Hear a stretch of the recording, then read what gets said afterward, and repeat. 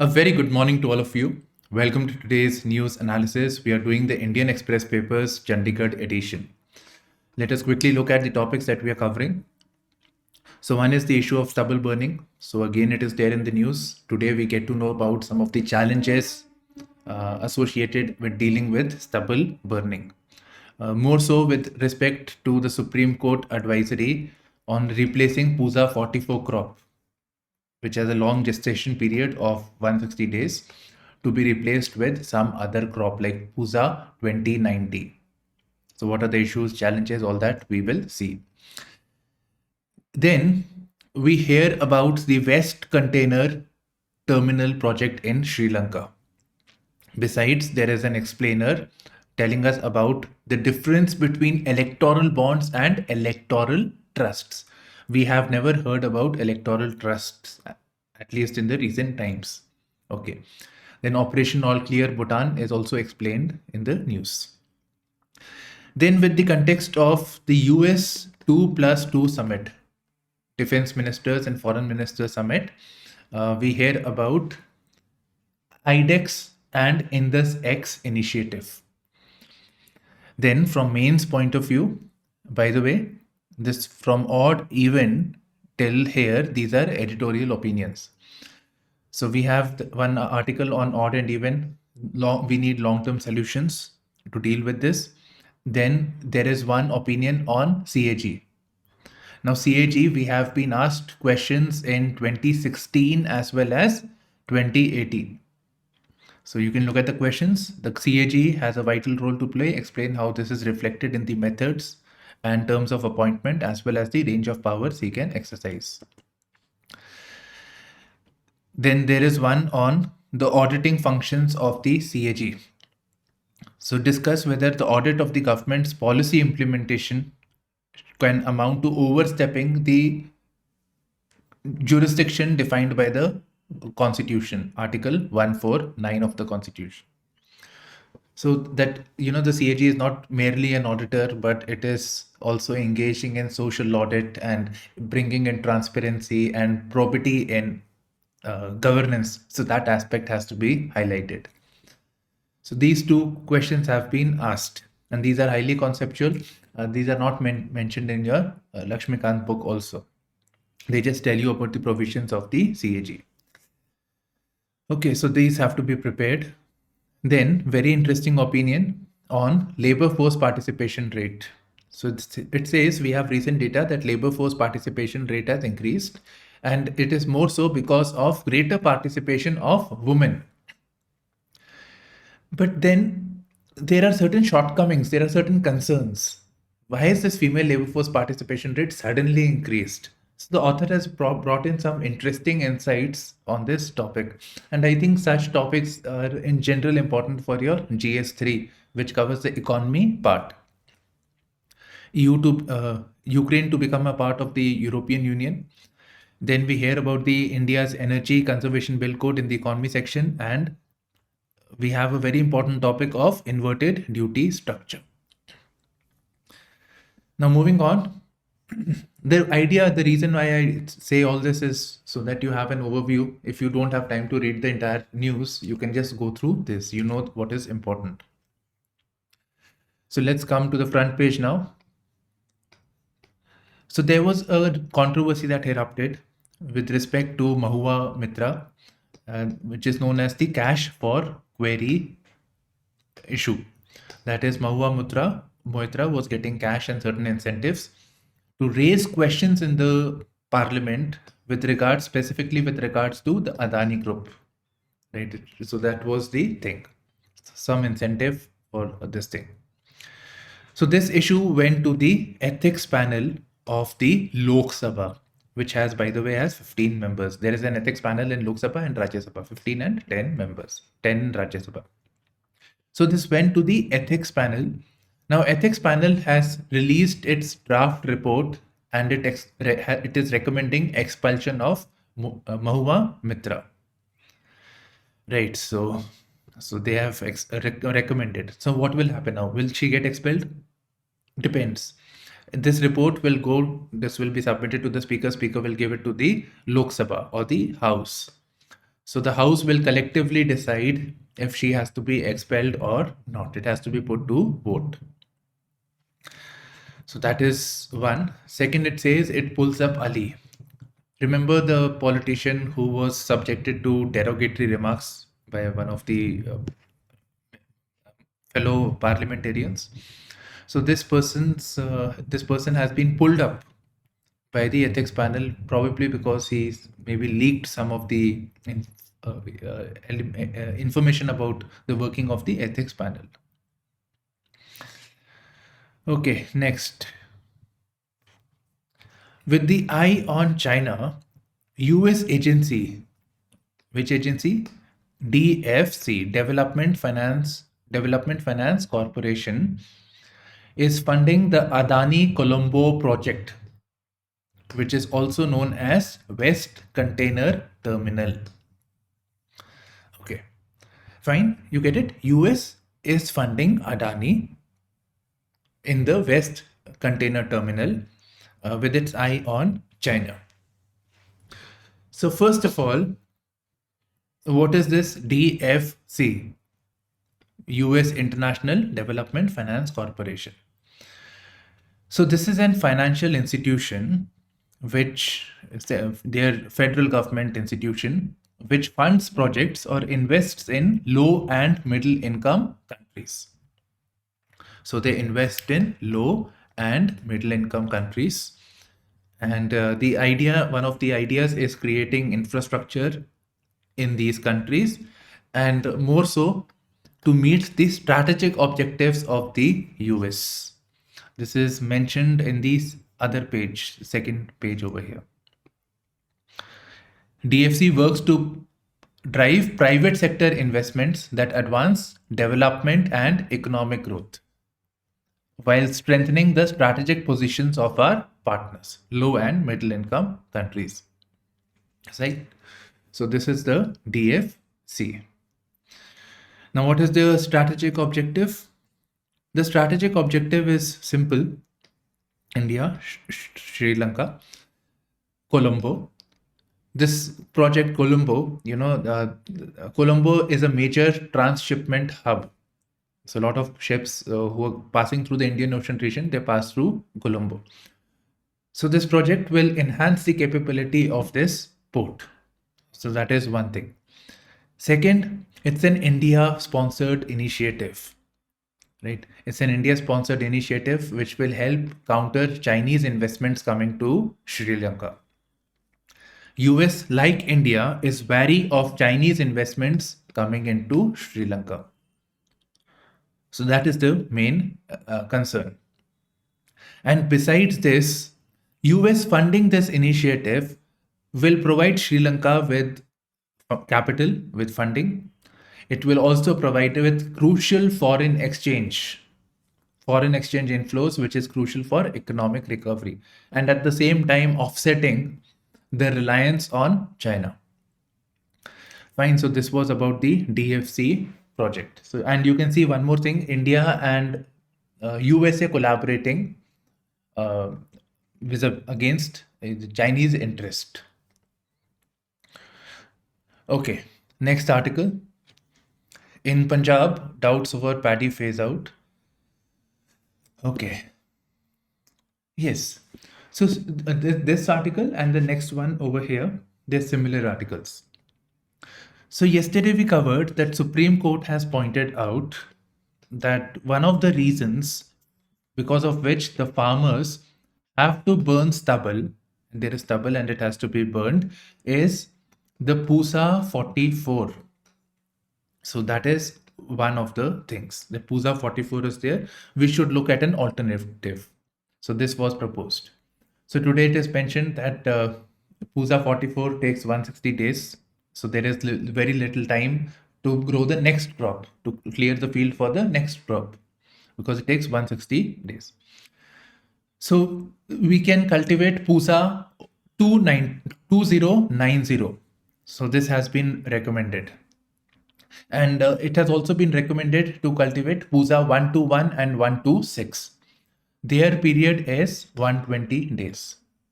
right? The maturity period is 120 days, while for PUSA 44 it is 160 days. So this was one issue. One.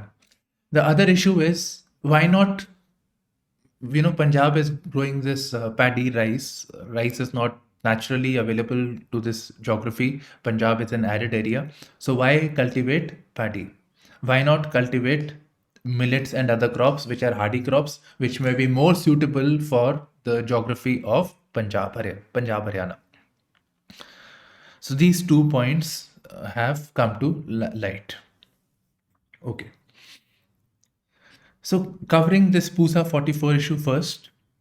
So the reason why the farmers continue with the PUSA 44 is, one is that PUSA 44, even though it takes a very long period, 160 days as compared to 120 days, it has a reliable yield.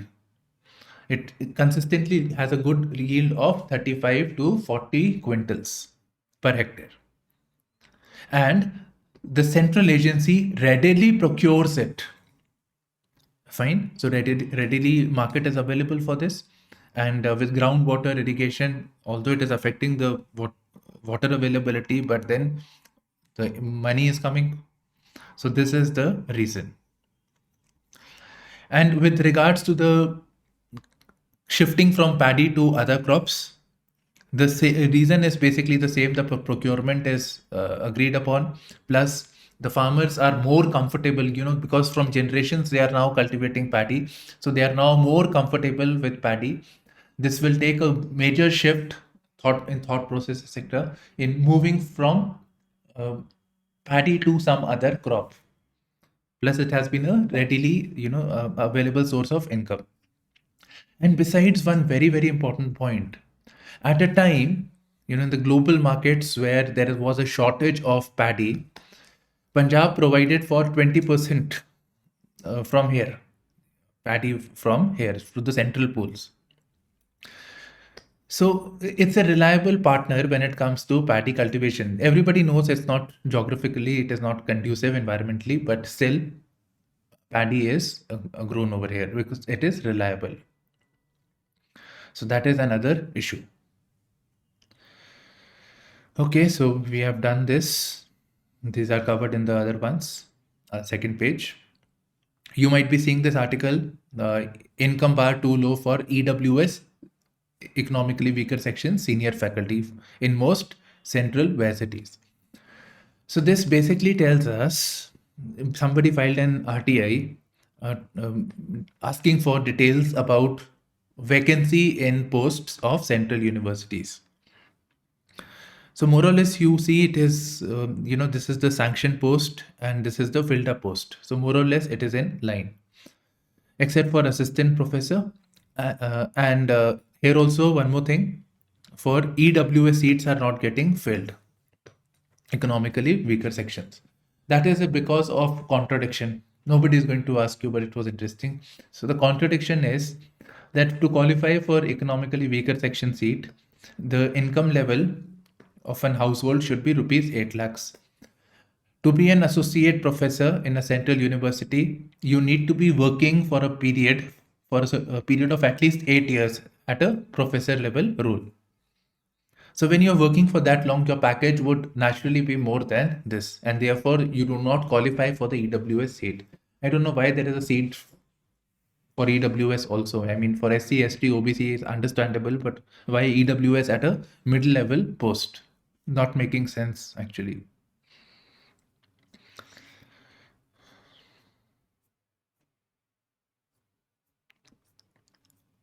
So just a second. Now we come to the explained section. We learn about the difference between electoral bonds and electoral trusts. Okay, so what are electoral bonds? Electoral bonds is an instrument whereby a donor purchases bonds. Obviously, it gives money to the State Bank of India, some designated branches of State Bank of India. He purchases the bonds, and these bonds are then given to the political party. Electoral bonds are designed in such a way that it keeps the donors anonymous. Right? So that is the idea. So cashless but anonymous. So this was introduced in 2018. In 2013, the UPA government came up with the idea of electoral trusts. So electoral trusts are entity which are created via the Companies Act, Section 25 of the Companies Act. So in this, what happens is a trust is created with main function of sponsoring political parties using the Companies Act. So in this, the donor puts money into the electoral trust. This electoral trust in return funds the political party.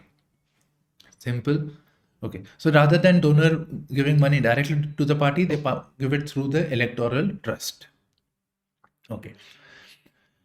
Now, one more thing, electoral trust, 95% of the funding that it gets, it has to be issued to the political party. Maybe the 5% can be kept for the functioning administration work. Maybe that is the reason. Okay. Now, the other thing with this is that when somebody makes a funding through the electoral trust, then the trust agency is required to take details like PAN card, bank account detail from the donor. So that has to be done. So it is again a way of cashless transaction, but here anonymity was not the principle. In fact, the how much money is given, where it is given, everything had to be disclosed. So that is electoral trust. They have to declare funding, collect PANs of donor, etc. Now, let's say there are two examples given in this article. Let's say there is an example of a Jan Hit Electoral Trust, which was created by the Vedanta company to fund, and it funded only BJP. So there we know, okay, fine, so and so company funded so much money to the which political party. But let's say there is another trust. There is another trust which has funding from different corporates, and they give funding to different political parties. In such a case, such a scenario, it is difficult to pinpoint the source and the beneficiary. Now, overall, when it comes to electoral trust, BJP got 72% of the total funding that was there. And when it comes to electoral bonds, it is at 57%. So 57% of the funding has gone to the BJP. Right. Congress got 10%. But given the size of the electoral bonds, this 57% is much bigger than the funding from electoral trusts. Next, who runs Gaza Health Ministry? It was there. I was curious because I know that it is the Hamas government that is there. But it comes out that even the overall responsibility of Gaza is with Hamas, it is the Palestinian Authority, which is based in West Bank with the capital in Ramallah. So they run the health ministry. Project Cheetah, 1 year has happened. Okay. Next, why Bhutan's military okay. So Bhutan's first military operation, known as Operation All Clear. So this came up against India insurgents. So this is being discussed. And why are we talking about it? The reason is Bhutan's king, Jigme Khesar Namgyal Wangchuk, he came to India. He met Prime Minister Modi on Monday, plus he made a visit to Assam. Right, he made a visit to Assam. So in this context, the newspaper today is discussing Operation All Clear, the context and all those things. So if you recall the map of Bhutan, if you can just visualize, it is in the northeast, Sikkim is there, in the western West Bengal is there, Assam is there. So like that, it is cocooned. Bhutan is cocooned over here. In the 1990s, we had this militancy problem in the northeast. The army went all out against the militants, and the militants, moved into Bhutan. So they got safe shelter over here. The Bhutan administration was not very keen on dealing with the militants, insurgents from India coming to Bhutan. And from time to time, what will happen is these insurgents will come into India, strike, and then go back. So that was happening. Bhutan was reluctant. India said, but it was still reluctant. The reason maybe was that Bhutan's administration, the capability, the defense forces was not very well equipped to deal with this crisis. Maybe dealing with this would have led to more tension in Bhutan. But in in 1998, Bhutan decided to uh, um, go into an offensive and drive out militants from Bhutan. So this was known as Operation All Clear. The reason they say was that growth of insurgency, the insurgents over here, antisocial elements, was creating a risk to Bhutan, and that had to be dealt with. Plus, developmental initiatives, etc., were also getting compromised. Next, Maiden means first. In this X investors meeting held ahead of 2+2 India-US ministerial dialogue. So in this is very simple, India-US investors meeting. Okay, so let's cover this. Then a larger picture about India-US relationship that also we can see. So India and US have been working on multiple folds, and one of the initiatives is collaboration in defense and defense innovation. So one of the key outcomes of India-US relationship is IDEX. IDEX is Innovations for Defense Excellence. Defense Excellence. Now, to promote this defense excellence, innovation in this, we need the private sector and the government collaborating. We need new age technology, so new age startups will come in. So the IDEX has come up with, proposed the Indus X Investors Summit, India-US Investors Summit. In this, what will happen is, this platform will tell us about issues. They will come up with that. See, we have this, let's say we want to work on underwater communication and oil spill is an issue. So we want to work on this. So issues are identified. Then they invite startups, MSME industry from both the countries to collaborate and work on this issue. Right. So here it is mentioned Index X on investors communication and oil spill is on advanced stages. Investors meet brought together stakeholders from both sides, including startups and MSMEs. So they can work, they have an incentive, they know the problem area. So that's how it is beneficial. Now, Indus X was launched in June 2023. First meeting is now taking place. And this is ahead of 2+2 India-US ministerial dialogue. What is this? Defense and external affairs of both the countries meeting. Okay, so that's the overall topic over here. Next, India's 148 universities or varsities have been included in QS Asia rankings. It has surpassed China, and India has most representation. Okay, I don't expect question on these lines, but yes, issues with higher education, maybe those that we can work. And one more thing that comes to my mind is, previously India's universities were not getting good rankings. Even now, actually, in many of these agencies, especially of the West. So India came up with its own indicator known as National Institute Ranking Framework. I feel if a question is asked, it is going to be more likely on NIRF. So what is this NIRF? It is a methodology brought in by Ministry of Education, India-specific indicators for institutes of higher learning, and there are several parameters, and these are only there: teaching, learning and resources, research, graduation outcome, that is after a job, after college, what did you get, placement, etc., outreach and inclusivity, and perception. How do people feel about the particular college? Perception. So inclusivity parameter is there, which is not there in the Western institution. And Western ones are biased. They say that it is biased, and plus more focuses on patents and other things. While in India, outreach, inclusivity, more emphasis is given on that. Now we come to the editorial section. Now this is common sense, right? These two stubble burning issue, and odd and even. Even if you don't read these articles, that's fine, perfectly fine.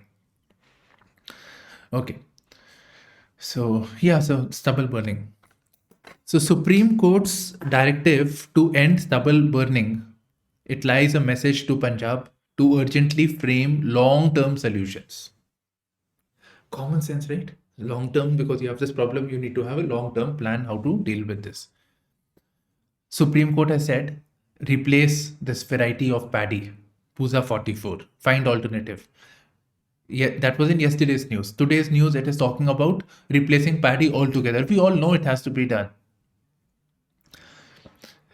And besides, the Punjab government is bringing in this happy seeder machine, turbo seeder machine to handle the stubble better, right? Then ethanol plants, then possibility of waste to energy concept. So all of these are long-term effects, long-term solutions. So, whichever way you put it, it is the same stubble burning. The reasons, why are they doing it? So that's the reasons again. And then what remedial measures can be? They are short term and long term. These are long term measures, of course.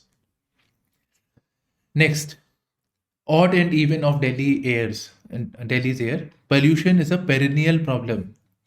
See, at the moment, when this pollution problem, you will see every year they start working in the month of October, because during the winter months the pollutants are not able to escape.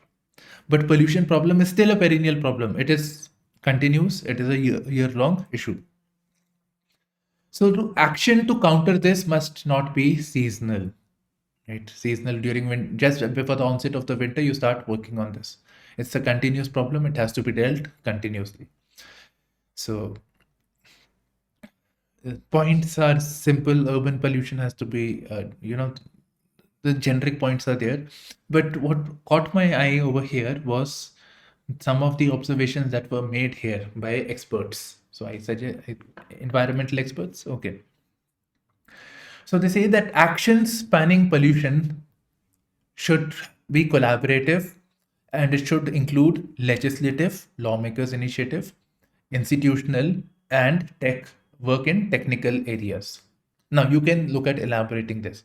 For example, the bringing in of CNG, right? Odd and even, banning of vehicles above 10 and 15 years, those things. So legislative, institutional, maybe pollution control board, or creating mechanisms like graded response action plan, which is administered by CAQM. So such institutional mechanisms and technical areas, maybe better emission norms, better incorporation of technology, moving towards electric e-mobility. So those steps. Okay. Then second, we see the government's policy. This policy is talking about ecology, that planting of more trees, more forests. So that has to be done.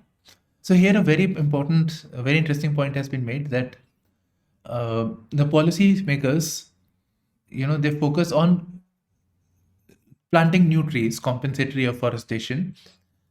But why do that? Why should there be replacement of functional ecosystem? So there are already forests, etc., which were doing well for you, for the residents. Those forests are removed because industry has to come in, and then you say more to make way for this industry, more forests have to be made elsewhere. So this is wrong, actually, right? It's antithetical to the problem, because these forests were working well. You replace them, you make a provision for forest elsewhere, which never happens actually. So the term used is replacement of functioning ecosystem with plantations of trees or tree transplantations. So this is self-defeating. Already forests are there, you replace them. That is not a good approach. Then some of the measures of dealing is private initiatives like creating air purifiers and all those things, and then public interventions like smog towers, semi-private initiatives like smog towers, etc. are there. But we need to do more. We need public interventions cutting across transportation, For example, e-mobility. We can also talk about more public transport. So we will have less vehicles. With that also transit-oriented development. Metro has played a very important role in curbing pollution. Agriculture. Agriculture, of course, stubble burning. And power sector, coal-based power plants, they are highly polluting. So that also are there. So we need a collaborative approach dealing with transportation, agriculture, and power. So it must cut across different sectors. Next is an article from the CAG himself, Girish Chandra Murmu. And he's pointing out about the relevance of the CAG. So as India's democracy matures, CAG's role become even more vital in promoting good governance and safeguarding people's interest. Okay, I'll just explain. I showed you the questions also at the start. And as to this article is concerned, it is more relevant with this particular question. So you see, when we talk about the CAG, we basically see CAG from the viewpoint of an auditor. And what does the auditor do? It looks into the account sheets of the government. Right? How much money budget was allocated, how much did you spend, and where is the outcome? So that is the auditing function. So that has to be done. Auditing work has to be done. But it is not merely an auditor. And that is an important point that one needs to keep in mind. It is not merely an auditor. And when I say merely an auditor, merely a financial auditor. It also audits, its audit may go into social audit. It may also, social audit means that government has spent, people have spent money, local administration has spent money. What is the outcome of that? So social audit also comes under its purview. Then probity in governance, impropriety in spending and all those things. If it could have been done in a better way, so that can be done. So that is also an element. Then another important element.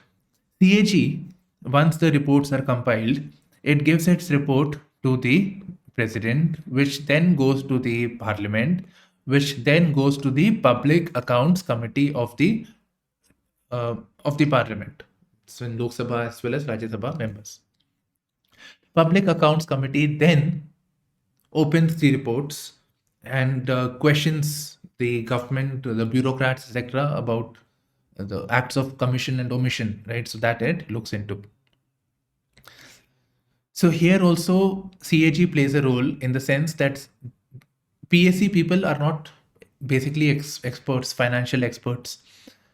So the CAG is the friend and philosopher of the Public Accounts Committee. So here again, the CAG, highlights the important issues and guides the PSC. So that is again an important role played by the PSC. Now coming to this article, this again is pointing out the issues and challenges with the CAG, and here it is telling us about its role in social audit, its role in framing of policies at times. So that is there. Plus, with the new age, with the 5G, with the direct benefit transfer, so the auditing challenges for the CAG. That the CAG has to be better equipped in that sense. No further explanation you will find. Next, questions over employment. I feel this is again important topic. So recently, some data has come from the National Statistical Organization, NSO. They have pointed out that labor force participation is labor force which is employed, those who are seeking work. So those who are employed plus those who are unemployed but seeking work, multiplied by 100. So it's a percentage. So this labor force participation rate has gone up. From 36.9%, it has gone up to 42.4%. And this is largely driven by women entering the workforce, labor force, which is a good sign. Gender participation in the workforce, it's a good sign. Now, if we look at the rural female labor force participation, we see that it has increased from 2017 it was 18%. It has gone to 30%. So from 18% roughly to 30%, 30.5 actually. So in 5 years, it has increased so much, which is a very, very good development. We want parity, more women participation. It will lead to empowerment and all those things. So the good thing. But the author says that there is a problem with this thing. There is a problem with this data. So one, we see greater participation historically, greater participation of women when the household income is less. So when the husband is not able to get work or good work, so the women participate. Previously the women participation rate as a whole, not just rural, as a whole, was 34%, 35% pre-COVID. 26 2008 actually it was the highest recession that time it happened. Okay, it came down when the economy was showing signs. It came down. Now again we are seeing this surge taking place, 18.2 to 30%. So this is a probable indication of a financial stress that households are suffering from. So that is there. Second, many of these participants, women who are there, who are reflected as joining the workforce, they are own account enterprises. They are so within the same household they are working. So they are not adding any additional income. They are actually dependent on their own family for. They are reflected as a workforce, or they are working as household helpers. So they are not contributing any income, or it is not promoting independence of those women, because it is within the household itself. And maybe this is not actually true. This is just a statistical thing. It's not really truly employment. Then we see greater enrollment of women in NREGA. So greater enrollment in NREGA. This is indicative that there is less non-farm jobs or less jobs in the private sector. So this is again an indication of stress in the economy. Right. So these are the concerns that have been expressed by the author, Ishan Bakshi. Coming to the world news now. Israel advances into Gaza City, blows up Hamas tunnel. Things are bad. Okay. Blinken, the US minister, basically, Secretary of State, he was in Tokyo for the G7 summit. And he wanted the G7 consensus on the Gaza issue. And there, the US policy with Gaza has been humanitarian pause. They are not saying that stop the war or there should be a ceasefire, but there should be periodic humanitarian pauses so that aid and relief can be provided. There can be some respite. So that is what US wants. Israel denies it. The Arab countries also are not happy. They want a better solution, Arabs, ceasefire, while Israel does not want any respite whatsoever. Okay. So G7 has urged for this pause, but has fallen short of calling for ceasefire. Pollution issue is not just in Delhi, it is in Pakistan also, Pakistan, Punjab, right? It is, thankfully, I don't see outside in my place. Okay, coming to the next article over here. Very interesting. This year likely to be the warmest in 125,000 years, says the EU scientists. Previously, I read somewhere that this year's November is going to be the warmest ever November. Okay. So this is the what are the EU scientists are saying, and 125,000 is Paleolithic. Paleolithic was Ice Age. Okay, fine.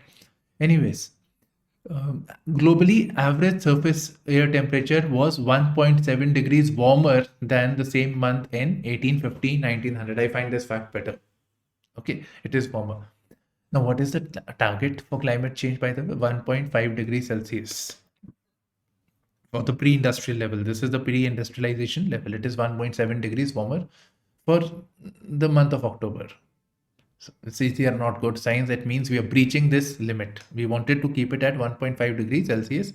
We see signs that it is breaching this and may go past the 2 degrees Celsius, which may be catastrophic. You see pollution in Bombay can be seen. Cyclones in the west coast of India. We didn't see this earlier. When I was preparing, it was not there. One odd example was there. Now every year this is happening. Changes in the wind patterns. There is western disturbance in winter. We hear about wind blowing in the other direction. Okay, moving on to the economy section. Fine. Crude is at 84.96. US is at, dollar is at 83.28. Okay, so we have two articles. One is this, one is this. This seems to be important for prelims actually. Notable exception, India's Energy Conservation Building Code. So this. So Paris-based International Energy Agency, which releases the World Energy Outlook. This is prelims. So they have, commended India for its Energy Conservation Building Code. That out of very few emerging economies are there, of this, India has its own Energy Conservation Building Code. I think it is logical, right? What is this bill about? This code is about? It's basically rules and framework for construction of buildings, and it should be done in such a way that the materials used, etc., it should be in such a way that less energy is required. Lighting energy, heat energy, all those things. Okay, now this Energy Conservation Building Code is issued by the Bureau of Energy Efficiency, which in turn works under Ministry of Power. Right, so this is again something that can be asked in the prelims. So that's it. Moving on, Indian engineering good exporters flag inverted duty structure. Inverted duty structure is explained over here. It is a situation where taxes on input items are higher compared to the final product. Normally we talk in terms of electronic products. Today we have more examples actually. So let's discuss electronics also. Okay, let's say somebody imports a phone from China, purely imports a phone from China and sells it to the consumer. It will be cheaper. It will be cheaper than importing the components and assembling it in India and then selling it to the users in India. Reason is not because of operational issues, it is because of taxation. The tax on a complete mobile phone that is imported is lesser than the duty or the tax on the components. So it is higher. The reason, so this is known as inverted duty structure, where the taxes on input items are higher than the complete final product. So the component cost is more than the final mobile or the end product. Okay. The reason for bringing this was during the Congress time. The reason was that they wanted make in India, but it should not be assembled in India, right? So they wanted the ancillaries and other industries should also come. The entire ecosystem should be developed within India. So as to the electronic sector, I can tell you, we normally talk about inverted duty structure. Plus, then the BJP came up with this phased manufacturing program, and they were critical of the high input cost inverted duty structure. But the phased manufacturing plan itself has inverted duty structure. Okay, now we hear about engineering goods exporters. So not mobile phones, goods exporters. For example, somebody making a hand pump, right? We also hand pumps recently in a movie. Okay. So hand pumps. So they say okay, fine. Let's say the pumps are GST rate on the pump is 5%. But the iron which is used to make these pumps, on that the tax is 8%, 18%. So de facto the cost is more. So it is putting more burden on the manufacturer. So like this, more examples are theirs. Normally we thought about this mobiles, but we see it with other sectors also. So they are saying that at a time, these exporters are saying, at a time when India is negotiating with foreign countries on the free trade agreements, let's say with the EU, with the UK, with the US. So they have to ensure that there is parity, same duty structure is there for the imports coming from outside. So this inverted duty structure is going to affect the domestic Indian exporters and Indian manufacturers. India's economy has a track record of strong growth, right? So they are saying that Standards and Poor's, they are saying that for this year they have forecast a 6% GDP growth. For next year it is 6.9%, and so on. This is lower than the Fitch rating.